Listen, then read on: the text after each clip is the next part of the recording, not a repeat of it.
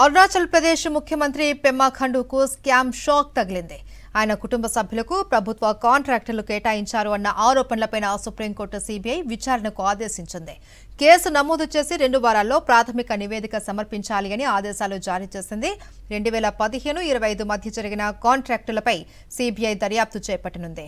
1270 కోట్ల విలువైన ప్రభుత్వ కాంట్రాక్టులు కుటుంబ సభ్యులకు కేటాయించినట్లు అరుణాచల్ సీఎం పెమ్మా ఖండూ ఆరోపణలు ఎదుర్కొంటున్నారు. అరుణాచల్ ప్రదేశ్ ముఖ్యమంత్రి పెమ్మా ఖండూకు స్కామ్ షాక్ తగిలింది. ఆయన కుటుంబ సభ్యులకు ప్రభుత్వ కాంట్రాక్టులు కేటాయించారు అన్న ఆరోపణలపై సుప్రీంకోర్టు సీబీఐ విచారణకు ఆదేశించింది. కేసు నమోదు చేసి 2 వారాల్లో ప్రాథమిక నివేదిక సమర్పించాలి అని ఆదేశాలు జారీ చేసింది. 2015-25 మధ్య జరిగిన కాంట్రాక్టులపై సీబీఐ దర్యాప్తు చేపట్టనుంది.